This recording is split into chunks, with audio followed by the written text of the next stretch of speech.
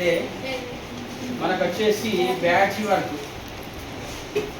Work ఇది white sheet కానీ buffet sheet కానీ 1/4 షీట్లో మనము ఈ బ్యాడ్జ్ని మిడిల్లో పేస్ట్ తయారు చేసి బ్యాడ్జ్ మనము ఫంక్షన్స్లో కానీ మీటింగ్స్లో కానీ గెస్ట్లకు బ్యాడ్జ్ ఏర్పాటు చేస్తాం.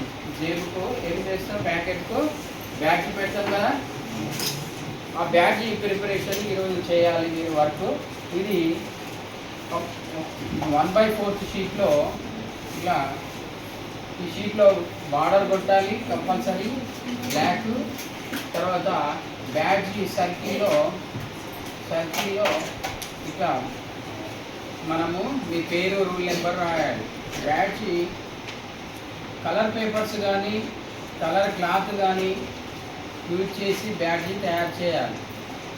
ఇటు కిందికి 2 టోకలు ఉంటాయి. ఇక్కడ మీ పేరు, తర్వాత రూల్ నెంబర్, ఇక్కడ స్కూల్ అడ్రస్ రాయాలి. ఇక్కడ బ్యాడ్జ్ అని రాయాలి, హెడ్డింగ్ ఇక్కడ బ్యాడ్జ్ అని రాయాలి, బార్డర్ కొట్టాలి.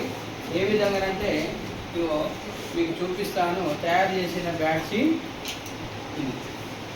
షీట్లో బార్డర్ లైన్ కొట్టి బ్యాడ్జ్ మనం తయారు చేసిన బ్యాడ్జ్ని ఈ విధంగా మనము ఇక్కడ మిడిల్లో అంటి పెట్టాము. ఇక్కడ హెడ్డింగ్ బ్యాడ్జ్ అని రాసాము చూడండి. ఇట్లా ఈ టైప్లో కలర్స్, మిడిల్లో ఒక కలరు, ఇక్కడ మాత్రము అడ్రస్ మనం మొత్తం టీటీసీ అడ్రస్ మీ పేరుతో సహా మొత్తం రాయాలి. ఈ విధంగా 2 కలర్స్ యూజ్ చేయవచ్చు. సర్కిల్లో 1 కలర్ యూజ్ చేయవచ్చు, 3 కలర్స్ యూజ్ చేయవచ్చు, పెద్దగా కూడా చేయవచ్చు.